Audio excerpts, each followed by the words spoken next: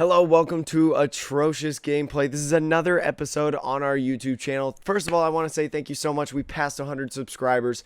Super insane. Thank you so much. But don't worry, we've got a lot of more great content, especially this video. Now, this video is meant for a lot of you not only looking for some last minute advice when it comes to maybe choosing a deck, but also trying to figure out what the meta is and some things that you can face. So I decided to pile together a really quick 20-ish minute video, maybe a little less than 20. I don't know how long at this point, what it's going to turn out to be, but anyways, hope you enjoy this video. This will give you a quick synopsis of like 5 or 6 decks that you could pilot yourself and probably do well with if you're comfortable with any of these 6 decks, or decks that you're probably going to face multiple times in the 13 rounds of the Limitless Qualifier. I almost said 14. That was like the original setup of the Limitless Qualifier. But again, this is just going to be a short, quick synopsis of the different meta that I feel like through my playtesting has gone on, along with my recommendations, personal recommendations. Again, I'm an open book. You feel free to jump into our Discord.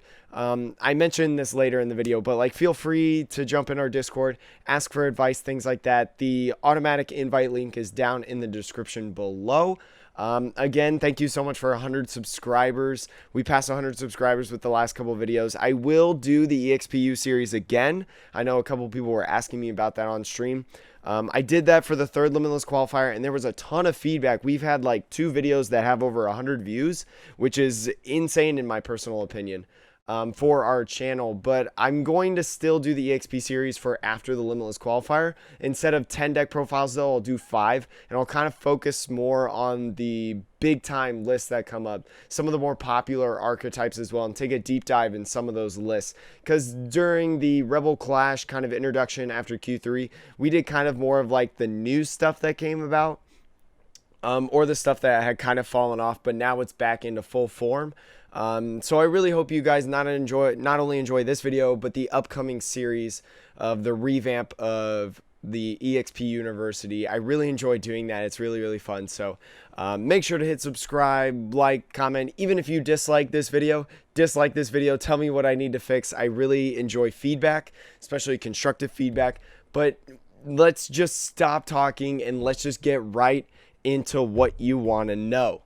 I think we can all agree Pikachu Rom was the most popular deck of Q3, and even though we all thought it was good, I don't think really any of us expected it to just absolutely pop off the way that it did. And let me tell you, if you know our channel and you've been here before, you know that before the Limitless Qualifier, I said in a YouTube video that Pikachu Rom, Tag Call Pika specifically, was the play. I've been on that hype train since Rebel Clash came out. I personally feel like it is the most consistent deck in the format. I've said this once, I'll say it again. I feel like a lot of this format comes down to more of, oh man, I missed the card and I lost, rather than I just simply got outplayed. So I think that Pikachu Rom is probably one of the strongest choices that you could make in terms of going into the 4th Limitless Qualifier, despite maybe people taking in a lot more Muse and maybe even a couple fighting decks, which honestly, I feel like fighting decks right now aren't even that consistent that you should really worry about, and maybe you should just take your loss with those. One thing I will say though, if you do play the tag call engine in Pikachu Rom, play a Mallow and Lana. Mallow and Lana is such a good card, especially when you talk about the Mirror, Dragopool, which by the way, like the 2 most popular decks from the Limitless 3rd Qualifier, and then also an ADP whack if you're worried about like ADP Zacian or even an ADP Spiritomb, I guess. Maybe they could do that, but either way, do the Mallow and Lana. You heal off so much damage. It's so nice. You go from a 2-shot to possibly now a 3-shot, which is huge. And then Big Charm also been a super, super nice addition in terms of the math against some of the decks. I highly recommend, if you do not have Big Charm already, put it in your deck. It's a pretty good card. It was good in quarter 3. I really think it is now. And my final piece of advice I'm going to put in for Pikachu Rom: don't be afraid to use Boltun's first attack to accelerate energy onto the field instead of a full blitz. A lot of people get really bummed out when they can't use the full blitz, but one of the great things about Pikachu Rom going into the third qualifier was that it got Bolt On as an addition, and with a Thunder Mountain, maybe you got Thunder Mountain, but you couldn't get that second energy, or maybe you couldn't switch that Pokemon. No worries, because if you have Bolt On in the active, you don't even need an energy to use that attack, and it can get you that acceleration that you need on some various different Pokemon, maybe like the Choo-Choo, if you know they have a Mew down already, because if they've got the Mew down, you're probably going to use the full blitz onto that Choo-Choo already. So there's a lot of different options with that deck. It's super strong, and I definitely think it's one that not only you should consider playing, but also that you really need to have on your radar for obvious reasons. This deck has kind of flown in a little bit under the radar, I would say. Combo Zacian. Now, Azul GG kind of swears to that this is a tier 1 deck, and truthfully playing it, I kind of feel like it is. It's actually a very strong, especially when you have a card like Duskmane Necrozma. That sets up super well for Pikachu Rom and ADP decks. It's very nice. Getting that 60 damage off does really well, so then your Zacian can come in at full force and just whack something. Even like I mentioned before with Pikachu Rom having the big charm, you just absolutely whack through that big charm, which is super nice. I will say also, using the Jirachi Prism Star can be so nice, especially when you knock out that tag team in the beginning through that Zacian onto a tag team or whatever after the Duskmane setup. You've got 3 prizes left. All you have to do is combo and then knock out a Dedenne. It's so nice. It's so easy. It's almost like ADP, but not ADP, I guess. I don't know how else to explain that. But especially with gusting in the format being so easy with Lysander, it's so much easier to be able to KO that Dedenne and take that 3 prizer. I will say though, with the combo having such high reward, it does have that risk. I notice in the games that I've played, whether that's on stream or on my own personally, sometimes I've focused on the combo and then I've not only missed the combo opportunity, but also I get into a situation where I'm like, I can't even whack with Zacian right now. And so you're just sitting there and you're passing. So it's really easy to be able to throw that off. And truthfully, the only thing really holding me back on this deck is not only the comboing and how you can easily get thrown away and kind of like lose a game because of that, but also because of your matchup with Baby Blounds. I feel like the deck is not super strong against Baby Blounds. Yes, you can gust up the Oricorios, and especially with Baby Blounds having that advantage, truthfully, the deck doesn't have enough disruption. It does run a couple Marnies, but you don't have things like Stamp, Plant, more Marnies, like a playset like Dragopool does, which we'll talk about here in a second, that makes those decks really good, possibly against Baby Blounds. Now, Dragopool, as we mentioned, super strong deck. It is very popular, and it's so diverse with the damage placement, and that's what I really like about it. And it might not have done as well as people thought heading into Qualifier 3, especially because we knew so far in advance about the deck, especially with the Japanese tournaments that happened. We knew that Dragopool was going to be a very strong deck, and we kind of built our decks around that, but it's starting to incorporate more and more things. You talk about the Mimikyu that turns off abilities when Pokemon have damage counters on it. You talk about the Mr. Mime scoop up block. That is so nice, as well as the Plant and Stamp that can help with things like Baby Blounds, Pika, like I mentioned earlier, some of the most popular decks in the format. And it's also piloted by great and smart players. People are really uncomfortable playing Dragopool unless you're some of those high tier players like the Michael K-Trons, like the Haruki Satoyamas. Hopefully I said that right.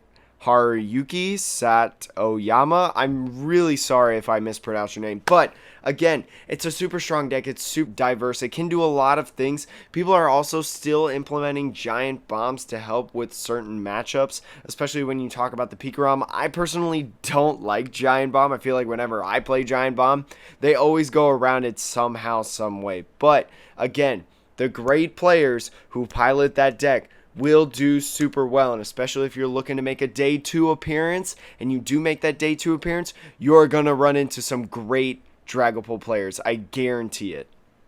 Now, I'm going to be honest, this is my favorite deck right now heading into the qualifier, made by my good buddy Kevin Clemente, Mellow Magikarp. Go check him out if you have not on Twitch. I don't know if he's actually named this deck. I've started calling it the Graveyard because I went to a local league with this deck to just test its consistency, and there was a little kid that was watching me play, and he was like, oh my gosh, Spiritomb, Tomb, Graveyard. He's like, he's playing the Graveyard. And I was like, you know, that's actually not a bad name. So you heard it here first, possibly. Deck could be called the Graveyard, but if Kevin's already given it a name, then shout outs to him. We'll do that name. Anyways, this deck is actually super consistent in my personal opinion. I feel like every single time I can get a Jinx, I can get some Spiritombs down, I can get a Dedenne, I can get some Jirachis off. It's pretty consistent in my opinion. I've had very good success with it in my testing so far, and its ability to slap the Dragopool VMAX, super awesome. You talk about the ability to lay down a Spiritomb, building Spite, put down a Jinx, build down another Spiritomb, building Spite. You move the damage counter over with Ominous Posture, you slap an energy on. There's 3 damage counters through that rainbow energy, and then all of a sudden you put on the Hustle Belt, and you're hitting, quick math, 160, 320 damage. Oh, guess what? Dragopool has 320 damage. Super strong deck for a lot of things in the meta, and then the box as well with it, with the Ultra Beast, gives it a lot of good answers. You know, a lot of things that I found out is that Dragopool struggles towards the end possibly of hitting like some big walls and some big tag teams. You talk about maybe a Pikachu Rom or a Choo-Choo, things like that.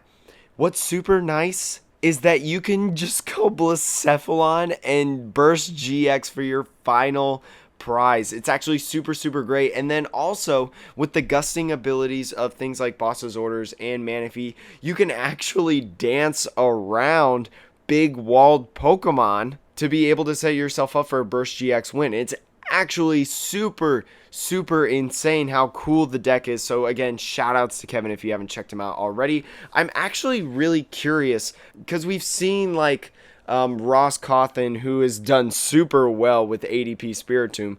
He utilized the Big Charms. I'm super curious to see how Big Charm possibly, if you decided to replace a Hustle Belt with a Big Charm, how that would maybe affect certain instances.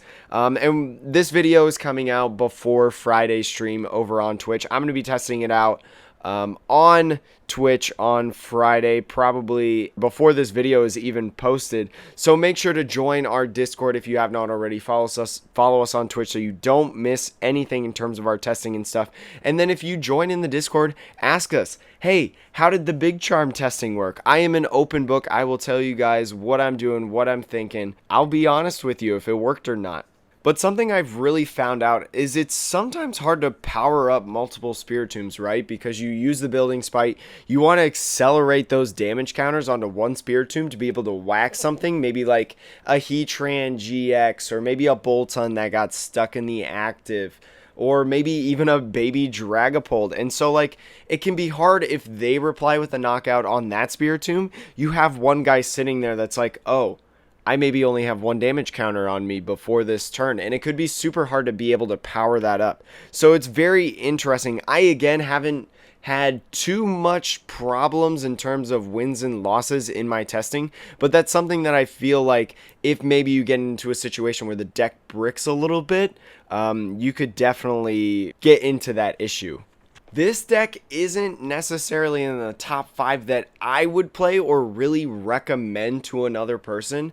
But what I will say, if you are not ready to beat Control, you have already lost that matchup. I guarantee it. Control is very strong in this format. And you know what? Nobody's really talking about it. Whether that's on Twitch, YouTube, whatever, because people hate it. Content creators don't necessarily like making stuff about control because people hate watching it. It doesn't drive the clicks. It doesn't drive the numbers. People will say that it's strong, but nobody's like showing you the list, things like that. And you know what? I haven't really done that either. I will be the first to say I have played it a little bit on Twitch, but definitely not as much as you should give it as to respect. I don't even know where if that is the right thing. But you look at the different players that are piling these control decks in the Limitless Qualifiers. Wilmer Johansson, Shintaro Ito, I can barely read my handwriting, Leandro Fernandez, and then Kyan Oladi, hopefully I said that right again. All those players have been doing super well with control in the Limitless Qualifiers, and I don't really think that it just stops after the third one. You know, we noticed that Wilmer Johansson placed fourth with that almost control morphing mill deck that was super crazy, and we played it on stream and it was super strong, and I really liked it because I personally really like control.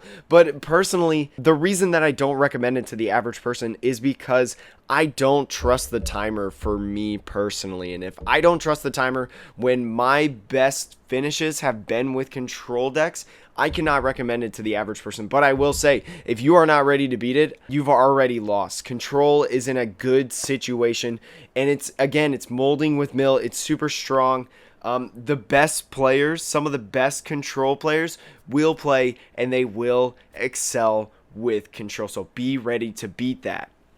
Some final thoughts that I want to leave you guys with. Out of all those 6 decks that I mentioned, those are all legit picks. You could, if you are comfortable with any of those 6 decks, you could go in, and I'm pretty sure you could probably have very positive results. But personally, I'm going to go with the Graveyard. I'm going to go with the Spiritomb Beast Box.